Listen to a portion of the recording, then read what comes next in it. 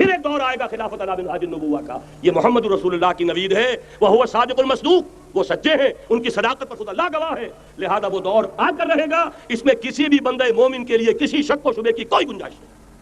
اگلی حدیث اگلی سنیے، اب جب یہ دور آئے گا تو عالمی ہوگا، جیو ورلڈ آرڈر نہیں ہوگا، جسٹ ورلڈ آرڈر ہوگا۔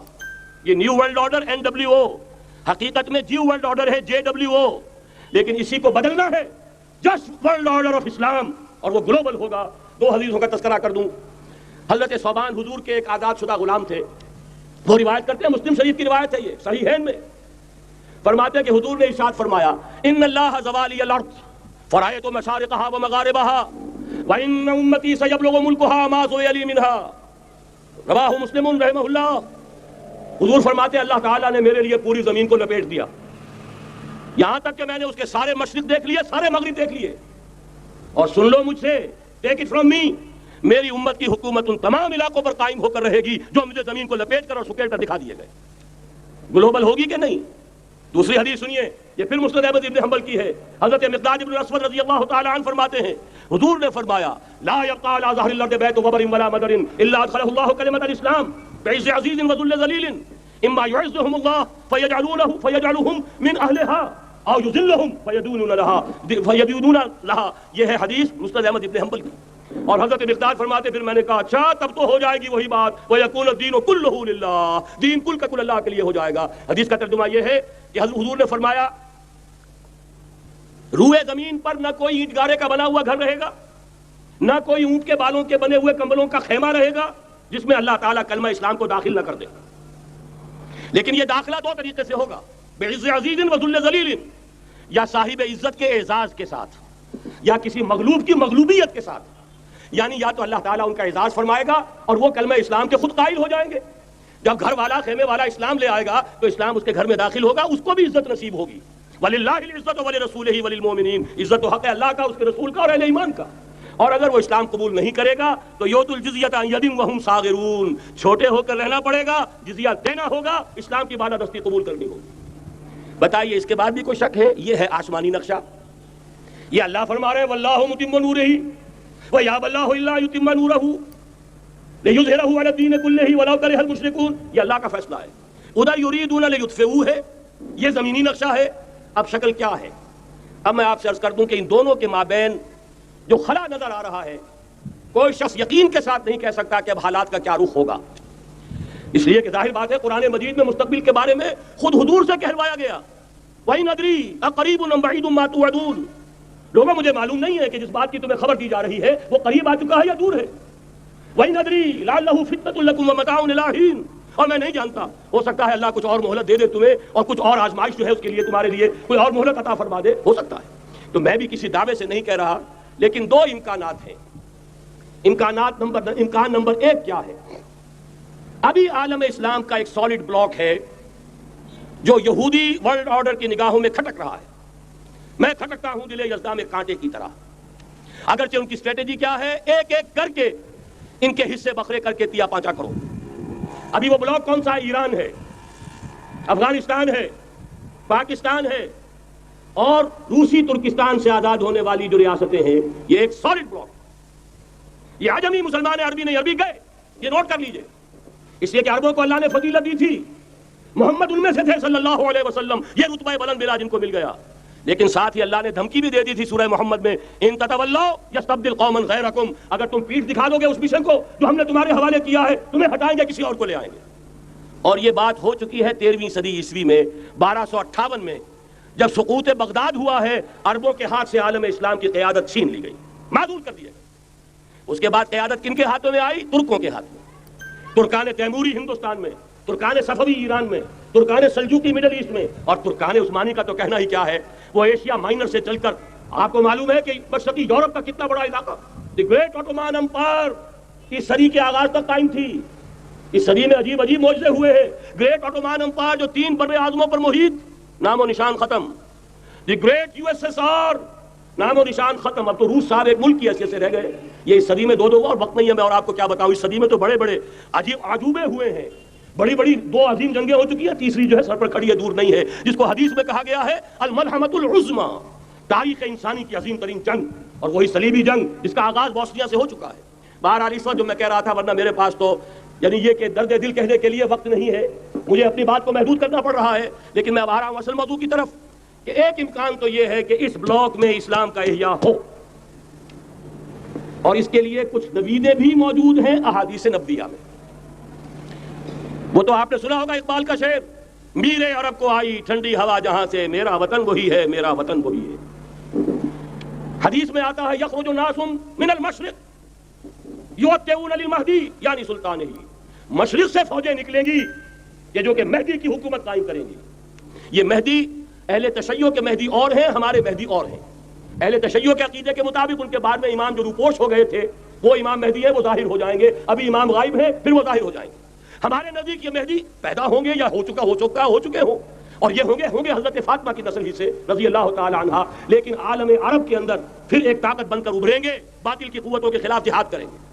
لیکن ان کو مدد آئے گی دو طرف سے، ایک زمینی مدد آئے گی مشرق سے، ایک آسمانی مدد آئے گی، عیسیٰ ابن مریم کا نزول، حضرت مسیح علیہ الصلوۃ والسلام جو زندہ آسمان پر اٹھائے گئے تھے نازل ہوں گے، اور در حقیقت ان دو مددوں کے نتیجے میں پھر یہود کا قلع قمع ہوگا، اور یہی گریٹر اسرائیل ان کا گریٹر گریو یارڈ بن کر رہے گا، عظیم تر قبرستان بن کر رہے گا۔ اس کی بڑی واضح حدیثیں موجود ہیں، اس کی بڑی تفصیلی خبریں موجود ہیں، یہ احادیث کی کتب کے اندر، بدقسمتی سے ہماری اس کی طرف توجہ نہیں۔ ایک تو یہ ہو سکتا ہے، اسی طریقے سے ایک اور حدیث ہے یخرج من خراسان رایات سود، اور یہ مسلم شریف کی روایت ہے، نوٹ کیجئے گا، ترمذی شریف کی روایت ہے، یخرج من خراسان رایات سود لا یردها شیء حتی تنصب بإیلیا، اور خراسان حضور کے زمانے میں آج کے افغانستان کا نام تھا۔ یہ افغانستان میں جو جہاد ہوا ہے، غلطیاں ہوئی ہیں اور غلطیوں کا خمیازہ بھگت رہے ہیں۔ یہ تو اللہ تعالیٰ کی سنت ہے جس میں اللہ نے صحابہ کو بھی ایگزمپٹ نہیں کیا، غلطی کی سزا دی ہے۔ 35 صحابہ کی غلطی غزوہ احد میں ہوئی، جہاں سے حکم تھا کہ مت ہٹنا، 50 میں سے 35 ہٹ گئے، نتیجہ کیا نکلا؟ فتح شکست میں بدل گئی، 70 صحابہ شہید ہو گئے۔ اللہ تعالیٰ نے فرمایا وَلَقَدْ صَدَقَكُمُ اللَّهُ وَعْدَهُ إِذْ تَحُسُّونَهُم بِإِذْنِهِ حَتَّىٰ إِذَا فَشِلْتُمْ وَتَنَازَعْتُمْ فِي الْأَمْرِ وَعَصَيْتُم مِّن بَعْدِ مَا أَرَاكُم مَّا تُحِبُّونَ۔ مسلمانوں، ہم سے گلہ نہیں کر سکتے، ہم نے اپنا وعدہ سچا کر دکھا دیا تھا، جبکہ تم انہیں گاجر مولی کی طرح کاٹ رہے تھے، لیکن جب تم ڈھیلے پڑ گئے، تم نے ڈسپلن کو توڑا، تم نے اختلاف کیا، تو سزا دیا۔ تو اگر صحابہ کرام رضوان اللہ تعالی علیہم اجمعین خیر الناس بعد الانبیاء، پوری نوع انسانی کے اندر انبیاء کے بعد بلند ترین انسان، اگر ان کی بھی غلطی کا خمیازہ جو ہے اللہ نے چکھایا، کیوں چکھایا؟ ضروری تھا، آئندہ کے لیے سبق ہو جائے۔ یہ وَلِيُمَحِّصَ مَا فِي قُلُوبِكُمْ، تاکہ تمہارے دلوں کے اندر اگر کہیں کوئی کھوٹ ہے اور پاک کر دیں ہم۔ اس لیے بہرحال غلطیاں ہوئی ہیں افغانستان میں، ایک امام کے ساتھ بیعت نہیں تھی، بلکہ بدقسمتی اور بڑھ کر یہ ہے بیعت کر کے توڑ دی۔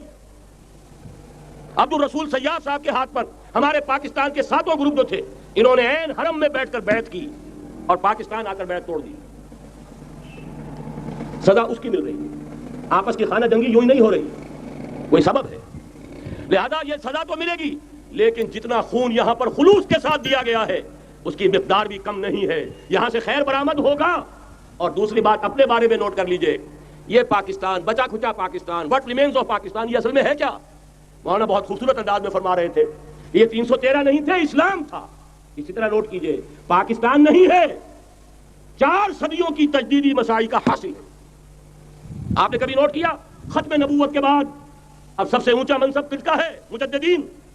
سنن ابی داؤد کی روایت، ان اللہ یبعث فی هذه الامه علی راس کل 100 عام من یجدد لها دینها۔ اور نوٹ کیجئے، کوئی بات ہے، 1000 برس تک سارے مجدد عالم عرب میں پیدا ہوئے، جیسے ہی دوسرا 1000 سال شروع ہوا، الف ثانی کا مجدد اعظم شیخ احمد سرہندی کہاں تھا؟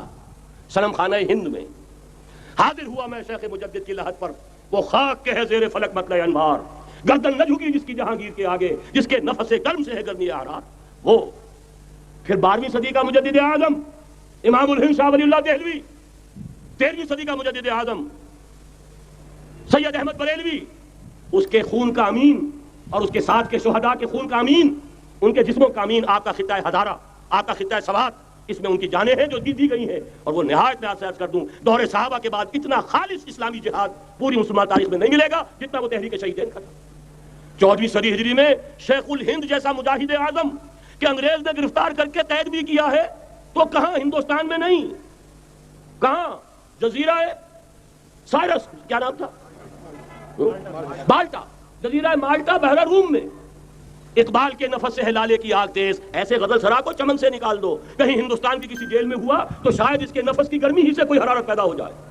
اور اسی صدی میں 14ویں صدی ہجری میں اقبال جیسا مفکر، اسی 14ویں صدی ہجری میں مودودی جیسا مصنف، اسی 14ویں صدی ہجری میں مولانا الیاس جیسا مبلغ رحمہم اللہ، عظیم شخصیتیں آج پورے عالم اسلام میں آپ کو تبلیغی دوست ملیں گے۔ یہ کہاں سے شروع ہوئی تحریک؟ دہلی کی ایک چھوٹی سی مسجد سے، وہ مسجد بنگلے والی اب تو بڑی عالیشان ہو گئی ہے، جب وہاں شروع ہوا تھا کام بڑی چھوٹی سی مسجد۔ یہ سارے کام یہاں کیوں ہوئے؟ پورا عالم اسلام آزاد ہوا، کہیں نعرہ اسلام کا نہیں لگا، کہیں عرب قومیت پر، کہیں کسی اور عصبیت پر تحریکیں چلی ہیں، صرف تحریک پاکستان تھی کہ پاکستان کا مطلب کیا؟ لا الہ الا اللہ۔ وہی سبب ہے کہ یہاں قرارداد مقاصد پاس ہوئی، حاکمیت اللہ کی ہے، یہ اکبر نام لیتا ہے خدا کا اس زمانے میں۔ یہ سارا ماضی سامنے رکھیے اور حضور کی دی ہوئی پیشن گوئیوں کا مستقبل سامنے رکھیے، ان دونوں سے ثابت ہوتا ہے اس خطۂ ارضی سے کچھ ہونا ہے۔ اگرچہ بھٹکے ہوئے ہیں لیکن کبھی بھولی ہوئی منزل بھی یاد آتی ہے راہی کو، اور بھٹکے ہوئے آہو کو پھر سوئے حرم لے چل، اس کی ضرورت ہے۔ مسلمان کو پھر اس کا مقصد یاد دلایا جائے۔ پاکستان اس لیے نہیں بنایا گیا تھا کہ ہمارے ہاں ٹاٹے اور برلے نہیں تھے تو ہمارے پاس اس کے بھی باپ وجود میں آ جائیں، اس لیے تو نہیں بنایا گیا تھا۔ پاکستان اس لیے نہیں بنایا گیا تھا کہ جاگیرداروں کی جاگیرداریاں محفوظ ہو جائیں، پاکستان اس لیے تو نہیں بنایا گیا تھا۔ اور یہ کہ نمازیں اور مسجدیں تعمیر ہو جائیں، مسجدیں تو امریکہ میں تعمیر ہو رہی ہیں عالیشان سے عالیشان، اس لیے پاکستان نہیں بنا تھا۔ آج بھی مسلمان، میں معذرت سے عرض کر رہا ہوں مولانا سے، آج بھی بھارتی مسلمان کی ایوریج نمازی ہونے کے اعتبار سے پاکستانی مسلمان سے کہیں بہتر ہے۔ آج بھی برقع نظر آ جائے گا تو ہندوستان میں نظر آ جائے گا۔ میں نے اپنی آنکھوں سے دیکھا چند سال پہلے جب مکہ مسجد حیدرآباد دکن میں 3 دن مسلسل میری تقریریں ہوئی ہیں، 10,000 مرد اور 5,000 خواتین، اور ان میں سے کوئی بغیر برقعے کے نہیں تھی۔ ایک سیلاب نظر آ رہا تھا برقعوں کا کہ جب جلسہ ختم ہوا ہے رات کے 12 بجے 3 دن تک متواتر۔ یہاں کہاں نظر آئے گا برقع آپ کو؟ یہاں تو جس کے بعد 2 پیسے ہو گئے اس نے سب سے پہلے برقع اتار کے پھینک دیا۔ معلوم اچھی طرح سمجھ لیجئے یہ چیزیں تو وہاں زیادہ ہیں یہاں کی نسبت۔ اصل ضرورت تھی کہ یہاں اس نظام کو قائم کیا جائے، وہ نظام عدل اجتماعی، وہ جس میں حریت ہو، جس میں عام آدمی بھی خلیفہ وقت کو ٹوک سکے۔ یہ کرتا کیسے بن گیا؟ ایک خاتون بھی کھڑی ہو کر دامن پکڑ لے، عمر تمہیں کیا حق ہے کہ ہمارے مہر کے اوپر پابندی لگا رہے ہو، جبکہ اللہ نے نہیں لگائی۔ اللہ قرآن میں قنطارہ کا لفظ استعمال کر رہا ہے، ڈھیروں سونا دے دے کوئی شخص اپنی بیوی کو مہر کے اندر، طلاق دیتے وقت اس میں سے کچھ نہیں لے سکتا، آپ کون ہوتے ہیں ہمارے حق کے اوپر پابندی لگانے والے؟ اور عمر نے کہا، آج ایک بڑھیا نے وہ اب عمر کو دین سکھایا، آرڈیننس واپس۔ حضرت سعد بن ابی وقاص رضی اللہ تعالی عنہ جو فاتح ایران تھے، وہ گورنر ایسے نہیں بن گئے تھے ریوڑیاں بٹی ہو اور گورنری مل گئی ہو، وہ تو خود فاتح تھے ایران کے، اس لیے گورنر تھے۔ صرف ایک پرچہ پہنچا ہے بارگاہ خلافت میں، حضرت عمر فاروق کے پاس انفارمیشن آئی، سعد نے اپنے گھر کے باہر ڈیوڑی بنا لی ہے اور ایک دربان کھڑا کر دیا ہے، حضرت بلال کو بھیجا ہے رقعہ دے کر، اور یہ حکم تھا کہ بلال پہلے تو جاتے ہی ڈیوڑی میں آگ لگا دینا، پھر یہ رقعہ دینا میرا۔ اور رقعے میں لکھا ہوا تھا، اے سعد، لوگوں کو ان کی ماں نے آزاد جانا تھا، تم نے انہیں اپنا غلام کب سے بنا لیا ہے؟ یہ دربان کھڑے کر دیا اپنے آگے۔ وہ حریت، وہ مساوات کہ جا رہا ہو خلیفہ وقت اور چارج لینے جا رہا ہے بیت المقدس کا، کوئی ذاتی علاج کے لیے نہیں جا رہا، سیر و سیاحت کے لیے نہیں جا رہا، چارج لینے کے لیے بالکل سرکاری وزٹ ہے، آفیشل وزٹ ہے، اسٹیٹ وزٹ ہے۔ اور حال کیا ہے؟ 700 میل کا فاصلہ طے کرنا اور ایک اونٹنی، کوئی انٹوریج نہیں، کوئی خدم و حشم نہیں، کوئی جمبو جٹ بھرے ہوئے نہیں، کچھ نہیں، ایک اونٹنی ایک خادم۔ اس ایک اونٹنی پر چونکہ راستے کا راشن بھی ہے لہذا 2 آدمی نہیں بیٹھ سکتے، ایک بیٹھ سکتا ہے۔ ایک منزل خلیفہ وقت بیٹھا ہوا ہے اوپر اور خادم نکیل پکڑ کر چل رہا ہے، اگلی منزل خادم اوپر بیٹھا ہے اور خلیفہ وقت عمر بن الخطاب رضی اللہ تعالی عنہ اور وہ آگے آگے نکیل پکڑ کر چل رہے ہیں۔ یہ نظام چاہیے آج نوع انسانی کو۔ اس کے انتظار میں، اس کی تلاش میں نوع انسانی نے کتنے تجربے کر لیے، کیسی چھلانگیں لگائیں، ملوکیت ختم کی، آسمان سے گرا کھجور میں اٹکا، جمہوریت آئی نام نہاد، لیکن وہ سرمایہ دارانہ نظام بن کر آگے سے بڑھ کر لعنت بن گئی۔ پہلے جاگیردار مسلط تھا، اب سرمایہ دار اور کارخانے دار مسلط ہو گیا۔ اس سے نکلنے کے لیے دور لگایا، کمیونزم کی طرف گئے، چھلانگ لگائی، اب ایک پارٹی ڈکٹیٹر بن کر بیٹھ گئی۔ انسان رستہ یک بند کا افتاد در بندے دیگر، ایک چیز سے غلامی سے نجات پاتا ہے دوسری میں پھنس جاتا ہے۔ اور کیوں؟ کہ وہ نظام عدل اجتماعی جو محمد عربی کو دے کر بھیجا گیا تھا، اس کے کسٹوڈین سوئے ہوئے، اس کے کسٹوڈین کو اندازہ ہی نہیں۔ یہ نسخہ تو ہمارے پاس تھا، ہمیں عمل کرنا تھا اور دنیا کے سامنے پیش کرنا تھا۔ پاکستان بنایا اس لیے گیا تھا کہ ہم اس کا ایک نمونہ دنیا کے سامنے پیش کریں گے۔ قائد اعظم نے فرمایا تھا کہ ہم یہ چاہتے ہیں کہ پاکستان کی صورت میں عہد حاضر میں اسلام کے اصول حریت و اخوت و مساوات کا ایک نمونہ قائم کر کے دکھائیں۔ کہاں ہے وہ؟ بھٹک گئے، سو گئے۔ بہرحال اب بھی وقت ہے، جب تک سانس تب تک آس. میرے عزیز نے تو ڈرایا ہے اور صحیح ڈرایا ہے. اللہ تعالیٰ نے 25 برس انتظار کیا تھا. پہلے عذاب کا کوڑا پھر مارا ہماری پیٹھ پر. وَلَنُذِيقَنَّهُم مِّنَ الْعَذَابِ الْأَدْنَىٰ دُونَ الْعَذَابِ الْأَكْبَرِ. بڑے عذاب سے پہلے چھوٹا عذاب کا مزہ چکھائیں گے. لَعَلَّهُمْ يَرْجِعُونَ, شاید کہ لوٹ آئیں. وہ ہم سے 1000 میل کے فاصلے پر ہوا تھا. اگرچہ 93,000 ہمارا قلیل جوان, جن میں غالباً 43,000 فوجی, اور یہ کہ تقریباً اتنی تعداد میں جو غیر فوجی تھے, وہ اس ہندو کے غلام بنے, قیدی بنے, جن پر 800 برس تک, کہیں 600 برس تک, کہیں 1000 برس تک حکومت کی تھی. اتنی بڑی شکست کا کلنک کا ٹیکا ہماری پیٹھ پر پڑا. پہلے عذاب کا کوڑا آ گیا تھا. 25 برس ہو گئے تھے قمری حساب سے, نوٹ کر لیجئے. یہ نہ سمجھیے 24.25 برس ہوئے تھے. 24.25 برس قمری حساب سے 25 برس تھے. اور اب نوٹ کر لیجئے اگلے 25 برس کے پورے ہونے میں اگلے رمضان کی 27 تاریخ تک صرف مہلت ہے. نصف صدی پوری ہوا چاہتی ہے. کوئی عجب نہیں اس عذاب الادنیٰ کے بعد ہم جاگے نہیں, ہوش میں نہیں آئے. کوئی عجب نہیں کہ بڑے عذاب کا کوڑا ہماری پیٹھوں پر برس جائے. لیکن مجھے یہ یقین ہے, نوٹ کر لیجئے, اگر یہ دوسرا امکان ہو گیا, خدا نہ خواستہ اللہ کے عذاب کا کوڑا ہماری پیٹھ پر برسا, مجھے یقین ہے اللہ ہندوؤں کو مسلمان بننے کی توفیق دے گا. لیکن اسلام کا بول بالا اسی خطے سے ہوگا. تاریخ میں یہ ہو چکا ہے آیا فتنہ تاتار کے افسانے سے, پاسباں مل گئے کعبے کو صنم خانے سے. تاتاریوں کے ہاتھوں کروڑوں مسلمان قتل ہوئے, لیکن اسلام نے تاتاریوں کو فتح کر لیا. اور پھر اسلام کا مسلمانوں کا دوسرا دور عروج انہی تاتاریوں کی مختلف شاخوں کے تحت ہوا. وہ تاتاری ہی تو تھے, وہ سارے ہورس, ٹرکش ہورس, ترکان تیموری, ترکان صفوی, ترکان سلجوقی, ترکان عثمانی, وہی تو اسٹاک تو وہی ہے آیا فتنہ تاتار کے افسانے سے, پاسباں مل گئے کعبے کو صنم خانے سے. اس لیے کہ حضور نے فرمایا مشرق سے ہوگا, یہاں سے فوجیں چلیں گی. تو کوئی عجب نہیں. بہرحال یہ 2 امکانات ہیں, لیکن اس کا فیصلہ تیرے ہاتھوں میں ہے, دل یا بدن. سیدھی بات. اگر تو اب بھی ہم ٹھیک ہو جائے, جاگ جائے, ہوش میں آ جائے, قوم یونس کی طرح توبہ کر لے, تو بغیر عذاب کے کوڑے کے رحمت خداوندی ہم پر سایہ کرے گی.